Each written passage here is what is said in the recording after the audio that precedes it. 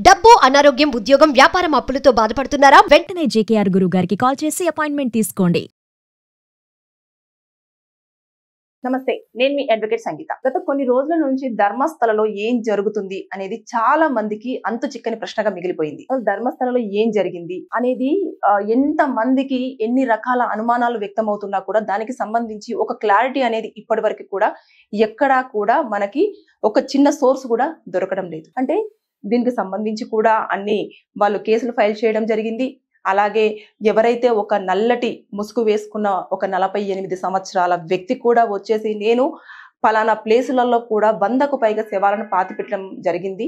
1995 నుంచి 2014 వరకు కూడా నేను శవాలను పాతి పెట్టాను అని చెప్పేసి ఆయన చెప్పారు. అయితే ఇదంతా చూస్తున్న వారికి ప్రధానంగా కొన్ని అనుమానాలు అయితే చాలా వరకు డౌట్స్ మైండ్ లో రన్ అవుతూ ఉన్నాయి. అంటే కొన్ని డౌట్స్ అయితే మనము ఇప్పుడు డిస్కస్ చేసుకునే ప్రయత్నం అయితే చేద్దాం. ఫస్ట్ తీసుకుంటే అసలు నిజంగానే ధర్మస్థలలో ఏం జరిగింది అదొక క్వశ్చన్ మార్క్. సెకండ్ వచ్చేసి చాలా వరకు అక్కడ గనుక 15 ప్రాంతాలను కూడా నేను ఇక్కడ శవాలను అంటే మొదటి రోజు ఆయనను తీసుకెళ్లారు, ఎక్కడైతే శవాలు పాతి పెట్టారో చూపించండి అని చెప్పేసి అంటే ఒక 15 ప్లేసెస్ ని కూడా ఆయన గుర్తించి ఇక్కడ నేను పాతి పెట్టాను అని చెప్పడం జరిగింది. ఒకవేళ ఆ పాతి పెట్టిన ప్లేసులలో గనక చూసేస్తే అక్కడ ఈ ఎవరైతే అధికారులు వెళ్ళి ఎక్కడెక్కడ పాతి పెట్టారో చూస్తున్న ప్లేస్లలో నెంబర్ ఆ బోర్డు తోటి నెంబర్లు కూడా పెట్టడం జరిగింది. అంటే ఎన్ని ప్లేస్లను ఆయన ఐడెంటిఫై చేశాడు అని చెప్పేసి అంటే ఇదొక అనుమానం. అంటే 15 ప్లేసులలో కూడా అతను గుర్తించడం జరిగింది. దాంట్లో 3 అనుమానాస్పదంగా కూడా ఉన్నాయి అని చెప్పేసి వార్తలు వస్తున్నాయి. ఇంకొకటి మూడవది తీసుకుంటే నిజంగానే అతను చెప్పినట్టుగా ఆ 15 ప్లేసులలో కూడా ఎముకలు దొరికితే శవాన్ని పాతి పెట్టాను అని చెప్తాను కదా, ఇన్ని సంవత్సరాల తర్వాత బాడీస్ అయితే దొరికే ఛాన్సెస్ లేవు. కాబట్టి ఒకవేళ ఎముకలు దొరికితే పరిస్థితి ఏంటి, అసలు ఏం జరుగుతుంది అనేది. ఇక 4వది రోడ్డు పక్కన అంటే నేత్రావతి నది ఒడ్డున కాకుండా కొన్ని ఒక గ్రామానికి రోడ్డు పక్కన, అలాగే ఇంకొకటి ఏదైతే ధర్మస్థల ఉందో ధర్మస్థల హైవేకి పక్కన రోడ్డు పక్కన కూడా శవాలను పాతి పెట్టాను అని చెప్పేసి ఒక 3 శవాలకు సంబంధించిన స్పాట్స్ ను కూడా చూపించడం జరిగింది. ఆ సమయంలో ఎవరైనా చూసి ఉండరా అంటే గ్రామంకి దగ్గరలో హైవే మీద పెడుతున్నప్పుడు ఎవరో ఒకరు చూసి ఉంటారు కదా అని చెప్పేసి ఇదొక డౌట్. అలాగే ఇప్పుడు ఇంకొక డౌట్ ఏంటంటేను 5వది చాలా మంది పాతి పెట్టారు శవాలను అని చెప్పేసి అంటే ఒకవేళ గనక దొరికితే ఎముకలు అవి అనాథ శవాలకు సంబంధించిన ఎముకల, లేదు అనుకుంటే ఏదైతే ఆరోపణలు చేస్తున్నారో మహిళలకు సంబంధించిన బాడీస్ ని నేను పాతి పెట్టాను అని నిజంగానే హత్యకు గురై ఏదైతే అఘాయిత్యానికి మానభంగానికి గురైపోయిన శవాలను నిజంగానే పాతి పెట్టాడా, ఇన్ని డౌట్స్ మధ్యలో కూడా ఈ ధర్మస్థల ఇప్పుడు వార్తల్లో నిలుస్తుంది. ఒకవేళ మనం దీని గురించి పూర్తి స్థాయిలో ఒక్కసారి మాట్లాడుకుంటే మొదటి రోజు తవ్వకాలు అయితే పూర్తయ్యాయి. అతను ఏదైతే ఆ నల్లటి డ్రెస్ వేసుకొని వచ్చిన వ్యక్తి ఎవరైతే ఉన్నారో ఆ వ్యక్తి 15 స్పాట్లని గుర్తించడం జరిగింది కదా. ఆ గుర్తించిన ప్లేసులలో కూడా తవ్వకాలు జరిగితే మొదటి ప్లేస్ లో తవ్వకం జరుగుతున్నప్పుడు నేను 6 ఫీట్ల దూరంలో నేను శవాన్ని పాతి పెట్టాను అని చెప్పేసి అన్నారు. 6 ఫీట్ల వరకు కూడా వాళ్ళు తీసుకొచ్చుకున్న గుణపాలు కానివ్వండి, గడ్డపార కానివ్వండి, ఇలాంటి వాటితో చాలా తవ్వే ప్రయత్నం చేశారు. కానీ అక్కడ ఎలాంటి ఆనవాళ్ళు కనిపించలేదు.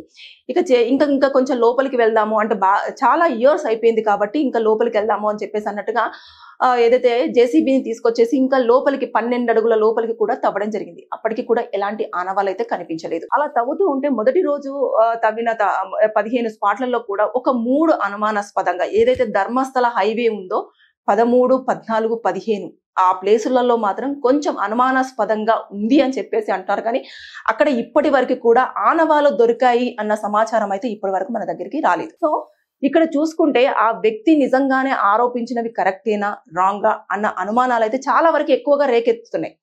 దీనికి సంబంధించి ఆ వ్యక్తి ఎవరైతే నల్లటి డ్రెస్ వేసుకొని కళ్ళు కనిపించేటట్టు మాత్రమే వచ్చిన వ్యక్తి నేను పాతి పెట్టాను అంటే దానికి సంబంధించిన ఊరు గ్రామస్తులు కూడా ఏదైతే ధర్మస్థలకి సంబంధించిన వారందరూ కూడా ఆపోజిట్ గా మాట్లాడుతున్నారు. ఎలా అంటే ఇక్కడ చాలా అన్ని రకాలుగా చాలా సేఫ్టీ ఉంటుంది, అమ్మాయిలకు ప్రత్యేకంగా సేఫ్టీ ఉంటుంది, అసలు అతను చేసిందంతా కూడా ఆరోపణలు తప్పుడువే, అసలు ఆయన కరెక్ట్ కానే కాదు, అతను ఎందుకు సడన్ గా వచ్చి ఇలా చెప్పాడు, అతని మైండ్ సరిగ్గా లేదు, అసలు ఆయన కరెక్ట్ పర్సనేనా కాదా అని చెప్పేసి అతను ఏదన్నా మనసులో ఏదన్నా గొడవలు కానివ్వండి, లేదంటే అప్పుడు జరిగిన ఇష్యూ కనుక మనసులో పెట్టేసుకొని ఇలాంటివి ఏమన్నా ఆరోపణలు చేస్తున్నారేమో అని చెప్పేసి అన్న వేలో కూడా ప్రజలు ఎక్కువగా అతనికి ఎగనిస్ట్ గానే మాట్లాడడం జరుగుతుంది. అంతేకాకుండా అక్కడ ఏదైతే ధర్మస్థలంలో ఉన్న సర్పంచ్ కూడా వివరాలను చాలా క్లియర్ గా మెన్షన్ చేశారు. ఏంటి అనంటే, ఇక్కడ ఎవరైతే ఉంటారో భక్తులు వచ్చినప్పుడు వారి కాలాన్ని ఇక్కడే ఖచ్చితంగా నేను ఇక్కడ ప్రాణాలు వదిలేయాలి, మంజునాథ స్వామి ఆలయంలో నేను ప్రాణాలు వదిలేస్తే ఆయనతో మమేకం అయిపోతాను అని చెప్పేసి చాలా మంది వాళ్ళ ప్రాణాలను వదిలేస్తారు. అలాంటి డెడ్ బాడీస్ ని మేము అలా అనాథలుగా వదిలేయలేం కాబట్టి వాటిని ఒక ప్లేస్ లో పాతిపెట్టడం అనేది జరుగుతుంది అని చెప్పేసి ఆయన దానికి మాత్రం చాలా క్లియర్ గా మెన్షన్ చేశారు. అయితే ఇప్పుడైతే సిట్ అధికారులు కానివ్వండి, తర్వాత ఏదైతే ఉన్నారో ప్రణబ్ మహతి ఆధ్వర్యంలో ఉన్న 3 IPS ఆఫీసర్స్ తో కూడా ఈ ఇదంతా కూడా జరుగుతూ ఉంది కదా. ఇక్కడికి వచ్చిన పోలీసు అధికారులు కూడా తవ్వకాలు అయితే జరుగుతున్నాయి. మొదటి రోజు మాత్రం ఎలాంటి మనకు ఆ ప్లేస్ 3 ప్లేస్ ఏదైతే 13, 14, 15 ప్లేసెస్ ఉన్నాయో అవి అనుమానాస్పదంగా కనిపించాయి. కానీ ఇంకా పూర్తి స్థాయిలో ఎక్కడైతే ఎముకలు దొరకలేదు. ఒకవేళ గనక మనం అనుకున్నట్టుగా లేదంటే చాలా మంది డౌట్ పడుతున్నట్టుగా ఎముకలు గనక దొరికి ఉంటే ఈ 15 ప్లేసులలో గనక ఏదైనా వారికి సంబంధించిన పాతి పెట్టిన శవానికి సంబంధించిన ఎముకలు దొరికితే వాటిని మొదటగా DNA టెస్ట్ కు పంపించడం జరుగుతుంది. అంటే వారు ఎప్పుడు చనిపోయారు, లేడియా జెంటా, ఏ సంవత్సరంలో చనిపోయారు, ఏదంటే ఆ DNA టెస్ట్ చేస్తే మాత్రం దానికి సంబంధించిన ప్రతిదీ ఆ ల్యాబొరేటరీకి పంపిస్తేనే అక్కడ ఏ ఇయర్ లో చనిపోవడం జరిగింది, ఎలా చనిపోవడం జరిగింది అనేది కూడా పూర్తి స్థాయిలో దానికి సంబంధించిన నివేదిక అనేది ఆ ఫోరెన్సిక్ ల్యాబ్ నుంచి కూడా అధికారులకు అందజేసే అవకాశం ఉంటుంది. ఇకపోతే ఒకవేళ నిజంగానే జరిగింది అంటే ఇంకా ఇది ఒక సెన్సేషనల్ న్యూస్ అవుతుంది అన్నట్టు, ప్రపంచంలోనే అతి పెద్ద వార్తగా నిలబడుతుంది. అంటే ఇన్ని రోజుల నుంచి కూడా ఇంత జరిగినప్పటికీ కూడా ఎలాంటి చర్యలు తీసుకోకపోవడానికి కారణాలేంటి? ఒకవేళ అమ్మాయిలను నిజంగానే బలాత్కరించి మరి అక్కడ చంపేశారు అంటే అక్కడ ఉన్న అధికారులు ఏం చేశారు? పోలీసు వాళ్ళకి మిస్సింగ్ కేసు వచ్చినప్పుడు వాళ్ళు ఎందుకు అంత నిర్లక్ష్యంగా వ్యవహరించారు? ఇవన్నిటి మీద కూడా క్వశ్చన్స్ ఎక్కువగా రేజ్ అయ్యే అవకాశాలు ఉంటుంది. అంటే ఓవరాల్ గా మనకు చూసుకుంటే ఈ ప్రధానంగా చెప్పిన 5 అనుమానాలు మాత్రం చాలా మంది మైండ్లలో రన్ అవుతున్నాయి. దీనికి సంబంధించింది కూడా ఇంకా తవ్వకాలు ఇప్పుడిప్పుడే స్టార్ట్ అయ్యాయి. అతను ఆరోపించింది ఏంటి, 100లకు పైగా నేను శవాలను పాతిపెట్టాను, అది కూడా అందరు అమ్మాయిలను మాత్రమే, అందులో మేజర్స్ ఉన్నారు, మైనర్స్ ఉన్నారు, ఇలాంటివన్నీ ఆరోపణలు చేశారు. కాబట్టి అతను గుర్తించే ప్రతి ఒక్క ప్లేస్ ని కూడా సెర్చ్ చేస్తున్నారు. ప్రతి ఒక్క ప్లేస్ లో కూడా తవ్వకాలు అనేటివి కంటిన్యూ చేస్తూనే ఉన్నారు. ఈ రోజు అయితే మొదటి రోజు 15 ప్లేసెస్ లో కూడా చేశారు. ఏదైతే నేత్రావతి నది అంటే స్నానం ఘాట్ ఉంటుంది కదా, దాని పక్కన కూడా ఆయన చూపించిన ప్లేస్లలో కూడా తవ్వకాలు చేశారు. కానీ ఎక్కడ కూడా మనము అంటే చాలా మంది అనుమానించినట్టుగా ఎముకలు అయితే దొరికిన అయితే ఇప్పటి వరకు కనిపించలేదు. ఇకపోతే ఏదైతే ఉందో అతను చూపించిన ప్లేసెస్ అవన్నీ కూడా ఊరు గ్రామస్తులు కూడా చాలా అతనికి మైండ్ సరిగ్గా లేదు, అతని పరిస్థితి బాగాలేదనుకుంటాను, అతను ఒక పిచ్చోడు అని చెప్పేసి ఇలాంటి వాదన చేశారు. కాబట్టి అధికారులు కూడా అతన్ని డాక్టర్ కి చూపించడం జరిగింది. అంటే అతని మైండ్ సిచ్యువేషన్ ఎలా ఉంది, అసలు నిజంగానే అతను ఫిట్ కండిషన్ లోనే ఉన్నాడా లేదా అనేది ఇవన్నీ కూడా చూశారు. చూసిన తర్వాతనే అతనికి ఓకే ఇతను ఫిట్ గానే ఉన్నాడు, ఇతని మెంటల్ స్టెబిలిటీ అంతా కూడా పర్ఫెక్ట్ గానే ఉంది అని చెప్పేసి అన్న తర్వాతనే వారు ఆ స్పాట్స్ ని కూడా చూపించమని చెప్పడం జరిగింది.